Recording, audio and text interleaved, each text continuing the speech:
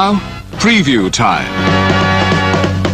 So let's take a look at what's coming your way.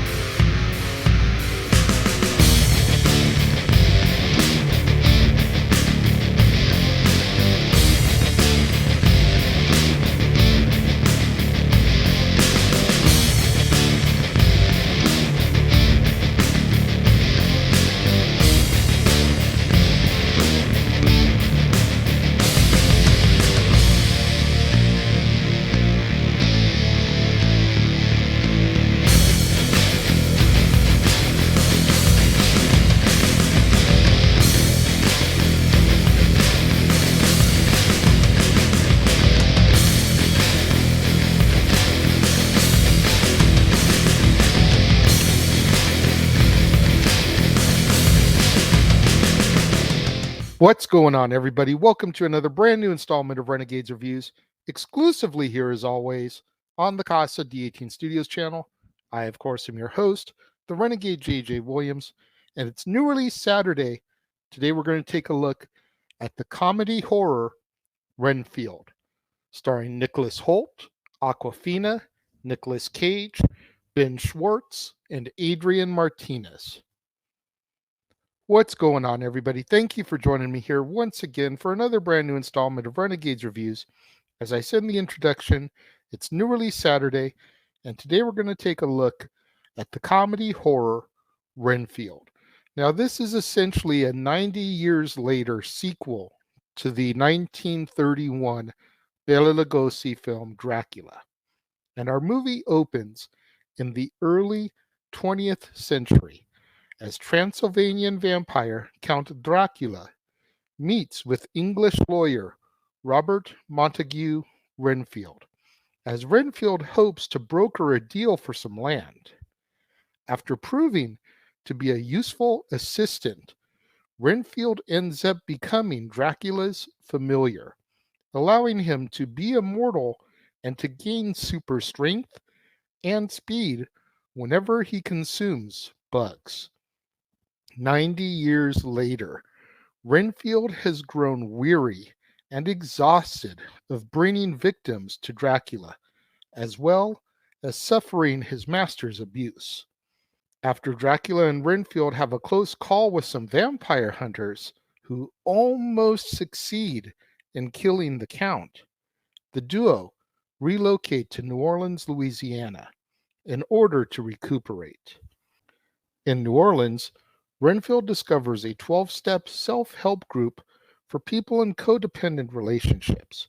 So he makes a plan to hunt down and kill the abusive lovers of the group members so that he can give them to Dracula to feast on, allowing Dracula to regain his strength without feeling any remorse. After following one to a warehouse with stolen drugs, Renfield is confronted by several criminals before they are all attacked by an assassin that was hired by the rival Lobo crime family. After killing the assassin, Renfield unsuccessfully attempts to hunt down the man who hired him, Teddy Lobo, who drives off in a hurry, while a weakened Renfield drags the corpses back to Dracula's lair in the basement of the dilapidated charity hospital. Teddy ends up running into a DUI checkpoint that is being ran by Rebecca Quincy, a second generation police officer who arrests Teddy after he hurls bricks of cocaine at her. At the police station, Teddy is released from police custody by corrupt officers, while Rebecca has a confrontation with her sister Kate, who is an FBI agent. Dracula then tells Renfield that the criminals that have been brought for food are insufficient and that he desires the blood of someone pure and innocent instead. Renfield then goes to a restaurant in order to abduct some commoners. However, Rebecca is also there after following clues from the crime scene. The two are caught in an attack on Rebecca's life that Teddy has been pressured into making, so that the fierce reputation of the Lobos family will be restored. Renfield and Rebecca defend themselves, killing several gang members and leading Teddy to escape. Teddy's mother, Bella Francesca, orders him to hunt down the man who killed her foot soldiers, and he ends up encountering Count Dracula. The two agree to form an alliance, while Renfield has begun to take to heart the teachings of his self-help group as he decides to make a life for himself apart from his master. After setting up an apartment and changing his attitude to one of helpfulness, Renfield gives a statement to the police department in order to help them try to finally stop the Lobos family. However, Dracula learns of Renfield's betrayal and slaughters the support group members in front of his former minion. Rebecca appears and finds Renfield surrounded by dead bodies, causing her to arrest him until she is swarmed by corrupt police officers and the Lobos family, who also want revenge on Renfield. Rebecca refuses to hand Renfield over, and she barely escapes with him. The next morning, Rebecca finds out that Renfield has saved her life, and he explains his true origin while confirming that he wants to reform himself. The two fight through a group of corrupt police officers and decide to storm the Lobos' headquarters, only to find out that Dracula has empowered over half a dozen gang members to all have Renfield's supernatural abilities, including Teddy. After the fight, Renfield kills Teddy, while Rebecca heads off to stop Dracula, only to find out that Kate has been beaten to near death, and only the healing properties of Dracula's blood can save her, which he offers in exchange for Rebecca's loyalty. She tricks Dracula, leading him to have a final standoff with Renfield and Rebecca that ends with the two collaborating to capture him in a magical circle. Renfield and Rebecca beat Dracula into pieces, capture his healing blood, and divide up the bits of his corpse into pieces of concrete that they scatter across the water system, either finally destroying the vampire once and for all, or at the very least, making it very hard for him to reform his body. Renfield uses the blood of Dracula to resurrect his self-help group friends and to heal Kate, leading him to feel empowered about making a new life for himself as our movie comes to its close. This was a fun, what I call comedy horror movie. I mean, it definitely had your typical horror tropes, the vampires, the kill scenes, etc. But it was very loose. It was very much more played for humor. It was played with the intent of knowing that it was supposed to be campy because it was essentially a sequel, like I said in the beginning, to 1931's Bela Lugosi's Dracula. So you look back at that movie from 1931, some 92 years ago, and you look at how corny that looks in today's society when compared to your Freddys, your Jasons, your Michaels, even your Chuckies, your Leatherfaces, your Ghost Faces, etc. And by comparison, by proxy, it's very campy, it's very corny. It's a lot more cerebral than the other movies are. However, in being a sequel to that, the modern day sequel has to play to that campiness.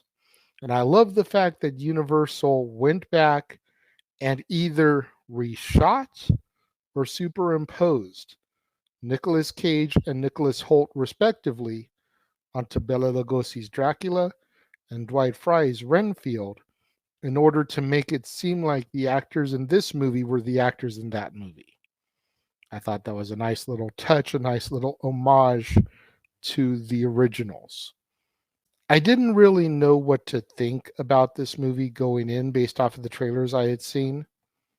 I felt like it was going to be corny instead of campy good. And I'm glad I was wrong. I glad I gave this movie a chance. I'm glad I went supported it in my local multiplex. I thoroughly enjoyed this movie. Now, I do feel like there was Not that the kills were too intense, mind you, but I feel like in comparison to 1931, the kill scenes were a little bit overdone. In comparison to modern day horror, it was another day at the office. But when you put it side by side with the 1931 original, some of the kill scenes are just a little too much, I think, and could have been scaled back, toned down just a smidge to make it really feel like it's those exact characters. I get society has changed, but at the same time, if you're going to put it in this universe, you've got to try and keep it tonally the same vibe as the universe. But I did enjoy the movie overall. Like I said, I'm glad I went and saw it. I thought Awkafina did a good job. I'm honestly not her biggest fan, but I have got to say that some of the movies I've seen her in, or even heard her in the case of Raya the Last Dragon, she's really impressed me here lately. And I feel like the tide is turning a little bit as far as me being an Awkafina hater to being an Awkafina appreciator. But overall, I'm going to give this film 4 out of 5 stars. I think it was well done. I think the story continued the continuity of the 1931 Dracula in a really nice way. I thought Nicolas Cage was perfect for Bela Lugosi's Dracula because, I mean, Nicolas Cage is just an off-the-wall individual as it is. He can play serious, but then he can also dial into that camp when needed and really turn it up. And I feel like he did that here. Nicholas Hoult, I thought, did a great job as Renfield. The name had sounded familiar to me, so I had to look up the name and see what else I may have known him from. Come to discover that he is Beast in the X-Men First Class series. So First Class, Days of Futures Past, Apocalypse, and Dark Phoenix. All those movies, he is Beast in that.